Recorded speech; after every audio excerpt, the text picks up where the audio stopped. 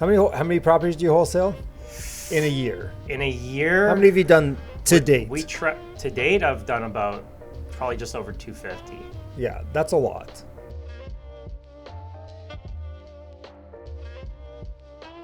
Hey everyone, welcome to the Mark Loeffler Experience. We got Michael Lee on the show today. We're talking flipping, we're talking wholesaling, we're talking new is old. We're also talking vacations because I know you all want to know what we do on vacation. Don't miss out. Watch the whole episode, like and subscribe. Make sure you follow Michael on all his socials. Thanks everyone. Enjoy the video. So Michael, you are the king of wholesaling. You've done over 100 flips. You got some new stuff going, but let's talk today's market. Okay. Actually, you know what? Scratch all that right now. When you were coming in, you were a little late. So I grabbed this magazine we have sitting around the office. It's for the luxury agents, blah, blah, blah. Well, anyways, there's this thing where all these resorts are getting private jets and they're flying high valued people on the private jet. So I'm reading the article and I mean, I just skimmed it. Okay. But it was 24 days for $190,000 US. Okay. And it took you to various locations like Dubai, Sydney, wherever, I don't know. Like there's about 5 or 6 different things. So it's basically a world trip. $200,000 US. And I asked the front desk girl, who probably makes 40, 45,000, how much you would need, how much do you think someone would need to take a vacation like that? I would say, so you asked me this right before we got on Yeah, the mic. but so you didn't answer. I didn't get a chance to answer yet, but I had a few minutes to think about it. So I think I would spend no more than 5% of my annual income on traveling. Okay, so they got to be making $10 million. No, what's the It's 5%. And 5%? That's So like $4 million. a year. Yeah. I think it might even be more than that. No, 5%. 4 million times 5% is 200,000. Okay. I was doing some exchange rates. Well, I'm talking 4 million. Okay, so if we're talking Canadian, you got to make $1 trillion a year. 10 million plus. Huh. So do you stick to that metric? Is that I don't even think I spend that much on traveling, to be honest. Yeah. Not even 5%. Like I'm super cheap when I travel. Like I went to Vancouver Island and I rented a Jeep with a tent on top, and I didn't even stay at campgrounds. I stayed off the grid, like Okay. just not random spots, but like cool spots that had like swimming and whatever. But not a lot of people were there. For me, when I'm traveling, I don't really put too much of a budget on it. I just go wherever I want to and I do whatever I want. I never actually go too crazy about it though. Yeah, I don't know. I honestly I thought it was interesting. So Super interesting. I mean, she said like she figured the people would have a net worth of about $100 million. And then it got to the point, well, what's the maximum net worth you think they would have? And she goes, well, billionaires wouldn't do this. They got to take a trip to space. Well, no, it's not even that, right? It's more like, because I said like, okay, well, just think about it this way. There's 48 people on that trip that you're basically seconded with for 24 days, right? And they're all spending $200,000 to be on that flight. Okay, so it's kind of like when you go on a boat cruise or yacht cruise. I have never even done that up until now. Well, I mean, they fly you all together. I don't know that you're all doing the same activities. I'm sure you would, right? Like you're spending that money. I'm sure there's activities involved. You're not just going to stay at the Four Seasons. I don't know. There's probably like dinners and whatever. Probably. But you're with each other for 24 days, spending $8,000 US a day, right? So it's like, what room are you putting yourself in there? Like, what do they do to be able to afford that you want to be saying, okay, maybe I'll spend a little extra to get in that room? What are you doing? Do you mean lifestyle wise? No, but like then it's like, okay, well, billionaires probably aren't going to go there, but like probably guys who are on that, if they're making minimum $4 million a year and they're semi-smart with their money, some of them would be. Like, I mean, their net worth's got to be. But is going on that trip smart with your money? Well, it depends what your objective is. If you're out there trying to raise capital, maybe. Like if you got one of these funds, like a multifamily fund, maybe it is. right? Maybe you go out there and you meet someone, they're like, hey, I like what you do. And you meet an uber rich family or whatever. And you get into their family office and... I'm going to tell Jeff Weibo exactly what he needs to do. Yeah, that's what he needs. Is that what is he still running his fund? I believe so. Fair enough. There you go. Yeah, tell him he needs to go on that plane trip. No exceptions. And then he has to come on here and tell us what it was like after.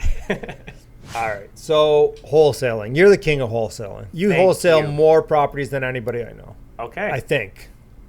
How many properties do you wholesale in a year? In a year? How many have you done to date? To date, I've done about probably just over 250. Yeah, that's a lot. And we do, I don't know, 50 to 70 a year. Okay. Yeah. Yeah, that's a fair bit. Depends on the year. Yeah. Well, how many have you done this year? We're around 40 right now. Okay. Yeah. And it's September, so yeah. Yeah, so you got another quarter? About, yeah. Yeah, but nobody does anything after November 15th, so. It's a bit slower this year. Is it? But we're still, sometimes you can make up a slower market by putting in a little more effort, and that's kind of how we're handling it right now. So, okay, to wholesale 50 to 70 properties a year, how big's a team that runs that? We don't have a very big team. No? No. So there's myself. I am within my company. I would say I would kind of describe myself as the operator here. I can do pretty much everything, and I do. You probably have done everything in the past. I've done everything. Yeah. But we do have every position filled. So I have an acquisition person. I have people that help me. Essentially, you could call them boots on the ground. They help with marketing to get leads. Yeah. I have a disposition manager, and when we have a deal under contract, they help with doing the dispositions on that. Yeah. I have a person in place who we call the operation manager. He's almost like a Swiss Army knife himself. Yeah. He does all the underwriting. He went to appraisal school. And he has an accounting background. Okay. So he's pretty good with numbers. Yeah. So he underwrites all of our deals. I have a project manager that helps with our flips.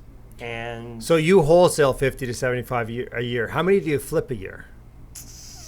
It's varied year by year. So how many have you done this year? This year, I'm probably going to be around 7 or 8 total. Okay. So a lot less. Yeah. There was a time where I was flipping about, in 2019, 2020, I was doing about 35 a year. Well, you didn't even have to do anything. You hold it for a month, you make 10%, and you're just like, okay, I made my money. Everyone looks smart. I did look smart, I think. Yeah. So when I was flipping that many a year in 2019, 2020, we could only actively manage a certain amount of them.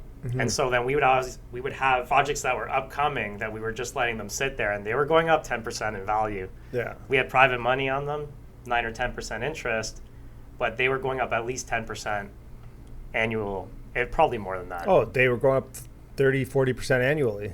Yes. Like there were some months that were 10%. Yeah, so we could afford to take a little more risk in the market. Now I'm not taking quite as much risk. All right. Well, okay, on your flips, what are you paying for interest now?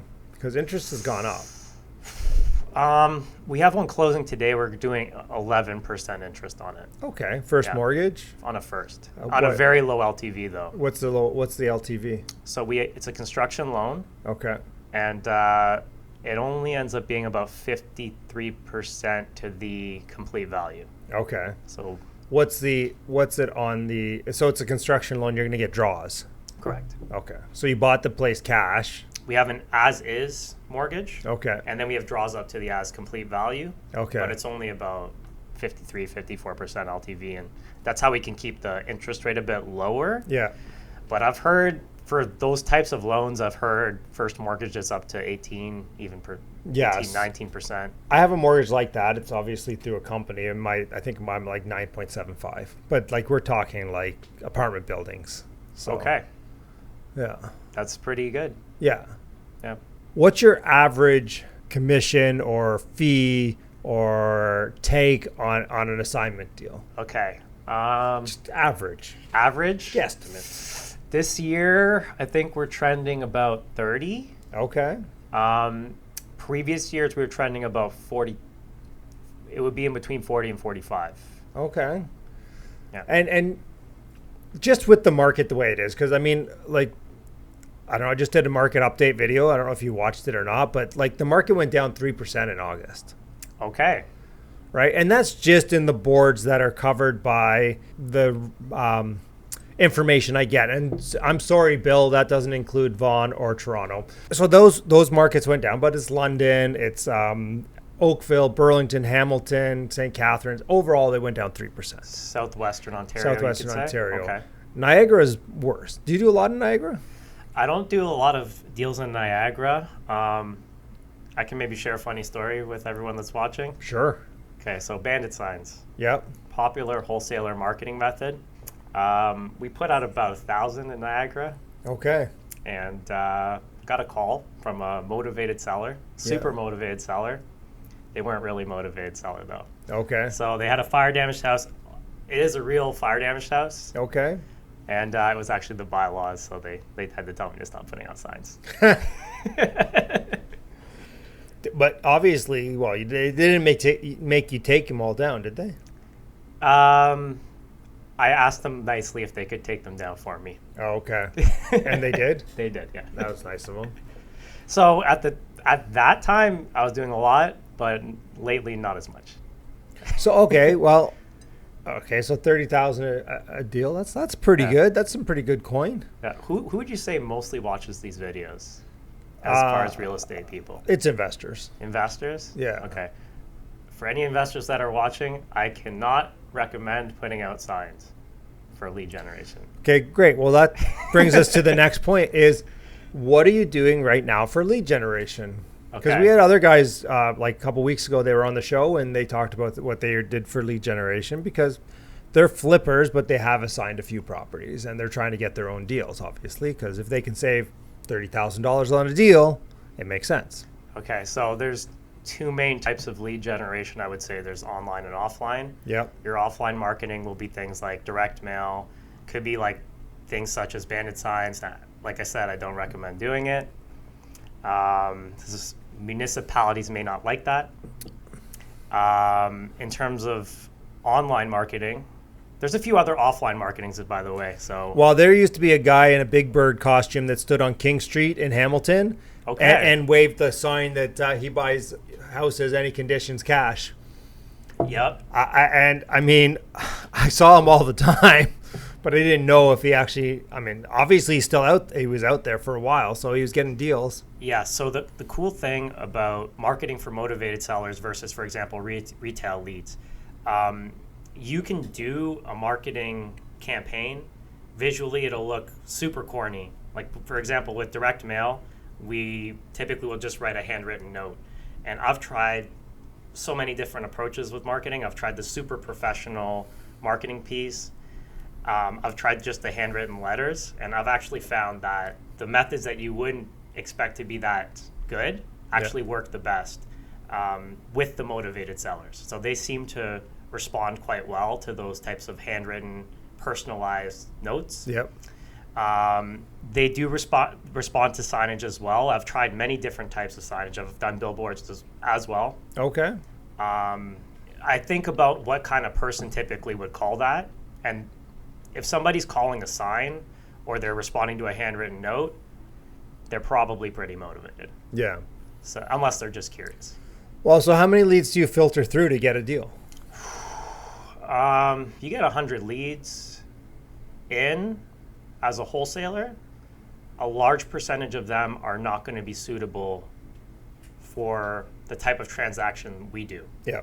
Because what we do as a wholesaler is we're helping a seller get a fast and relatively certain sale. Yep.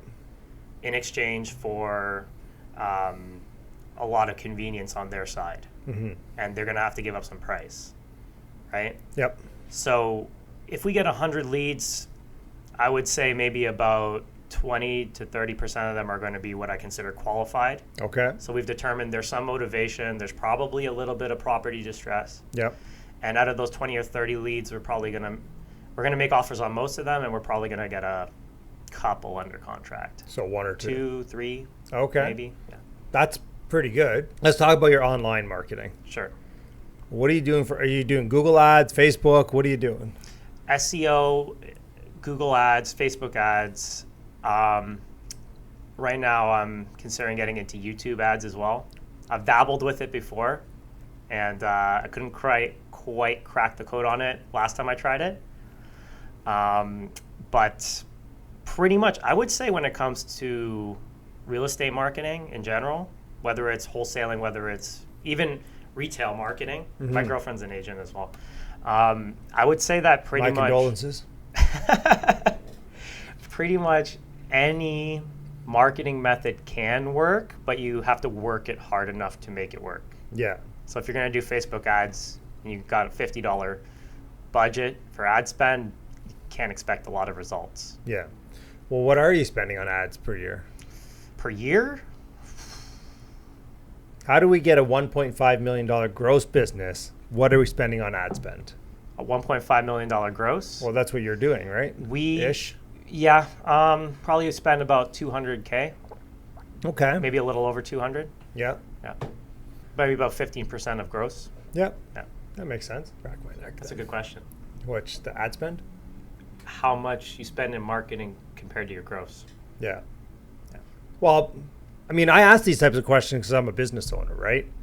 I like owning businesses, and I'm like, okay, what are my inputs? What are my outputs? Yeah.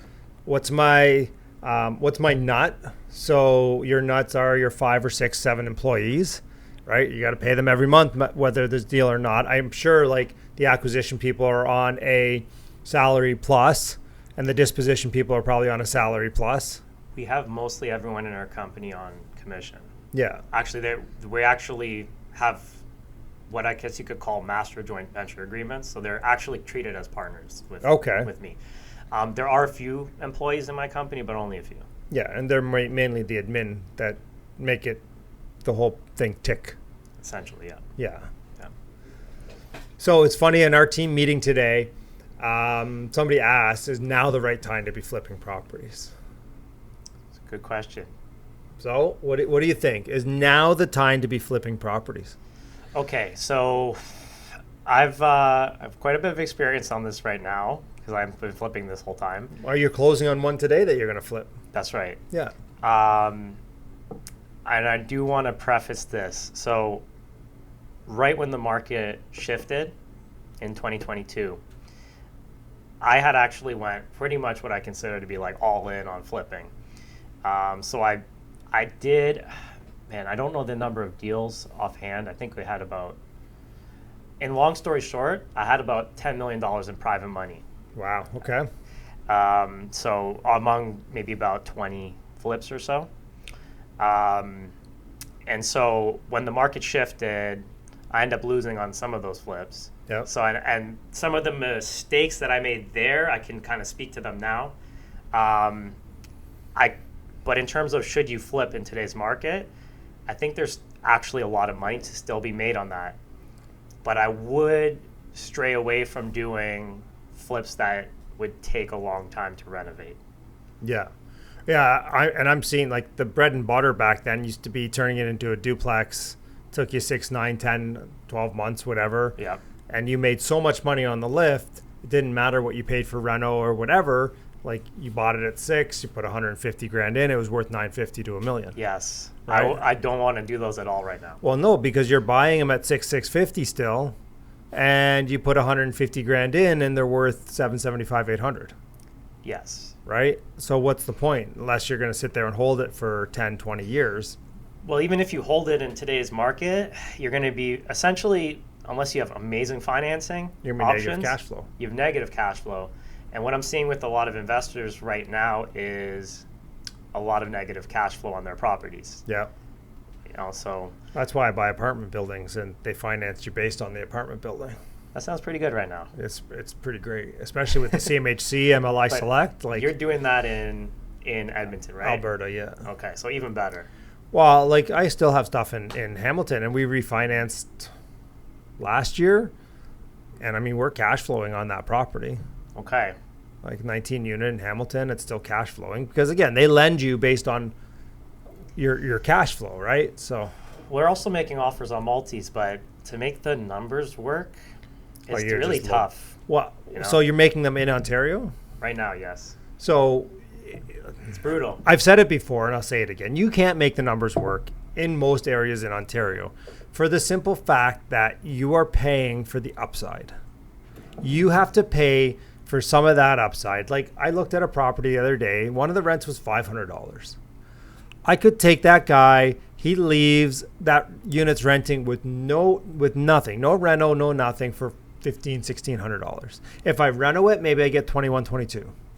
Okay. Right? But that $1,000 lift is, $12,000 a year on a 5% cap rate. That's $240,000 in value. That's right. Right? So I'm sitting there saying, well, I pitched it to an investor and they're like, well, I'm not buying it at a 4 cap. That's right. That's where we're getting stuck. And I'm like, yeah, I get it. But you got this $240,000 lift without doing anything. So you got to pay, well, if you had to pay $50,000 for that $240,000 lift, is it worth it? Probably. In the long term. But these aren't quick turn projects. No. These are legacy assets that you're going to buy and hold. I did a deal in Sarnia. It was like 29 or 30 units. I don't remember. And the purchaser asked me, he's like, Mark, would you buy this? I go, listen, is it a great deal today? I'm like, no, it's a good deal. But are you going to be happy you own this asset in 10 or 15 years? 100%. Okay. Right? There's something to be said for that. But I think the person who's looking at that specific deal has to decide if that's their goal right now, because the numbers may not make sense in the short term. 100%, and you're going to be negative cash flow to begin with, depending on how you finance it or whatever, but you're going to have to put a lot of money down. But once you turn that unit, you can refinance that no problem. Where it gets tough for me on the multi side of it, I know you wanted to talk a little about flipping. No, but, whatever. We jump around here. Okay. We're the house of pain. All right. I could take some pain. Oh my God, you're too young. You don't even get the reference. The House of Pain? It's a song, Jump Around. Yeah, I know about that. He doesn't know about it. These young fellas, jeez. What are you, like 22? I'm an 80s baby. Yeah. Late 89. 80s. So on a deal that we recently were working on, the seller originally was asking close to $5 million. Okay. But for a year, they couldn't sell it. It's in Toronto. And then we found out that they might be willing to accept close to $3 million, but a little north of 3. Okay. So we came in and we went to the property. There was maybe some potential to add units. Well, we found out the potential was actually just the storage locker. Oh. Which we could maybe put a bachelor. Okay. But we were thinking maybe 3 units, so no, 1 single bachelor. Yeah. So in the end, we basically decided that we'd only be comfortable offering about $2.4 million, and everybody in this 11-unit building, everybody's at $700 a month, $800 a month rents. So they're not leaving. They're gonna die in that building. Probably. Yeah. They looked extremely comfortable. Yeah. From the ones that I met. I would be too. Sounds pretty comfortable to me.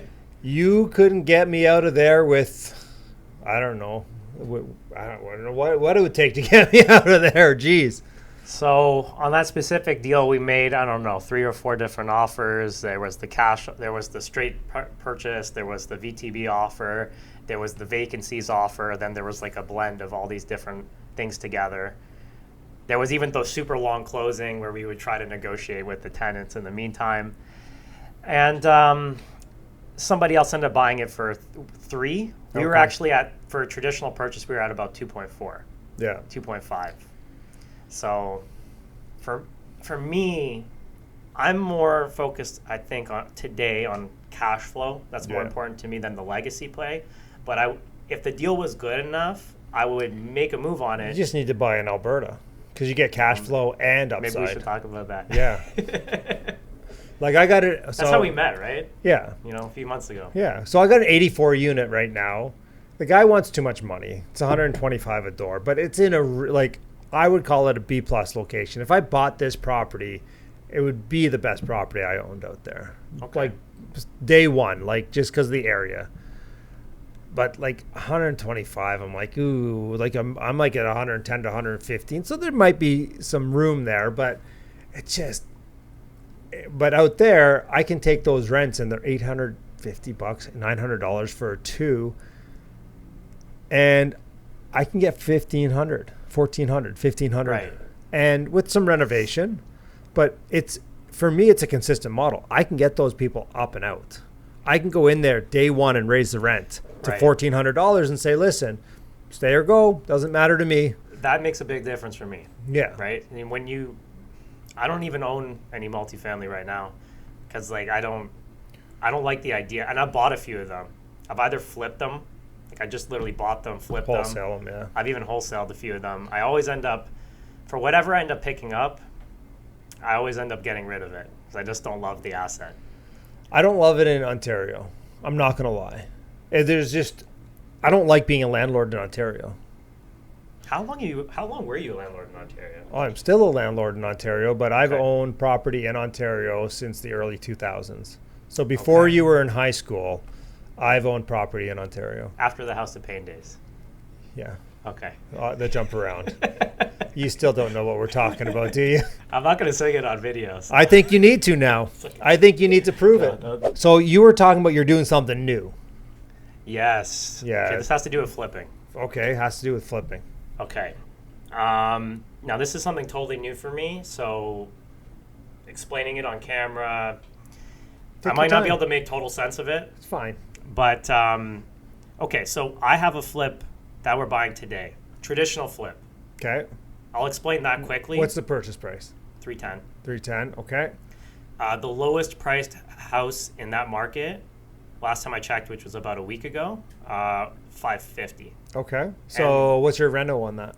We're going to put in 50 to 60. Okay. So say with everything, you're in it for $390. Yes. Maybe let's call it $400. Let's call it 4. And you're going to sell for $650. We're going to probably sell it for $550. Okay. I'm going to price it as the lowest priced house. Okay. And it's even going to have some updates. Yeah. Yeah. So. And that's a 3-week flip. Yeah, we're budgeting. It's probably going to take 4 weeks. Okay. Yeah. So the beautiful thing about this particular deal, that market that's in is very slow right now. And so we have it priced at $850. Okay.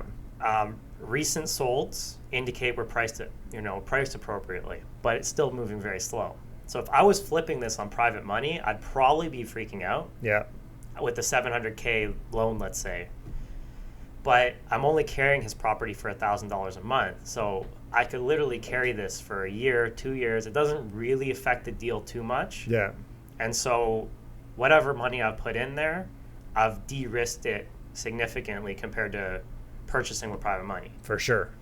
So we did that one deal.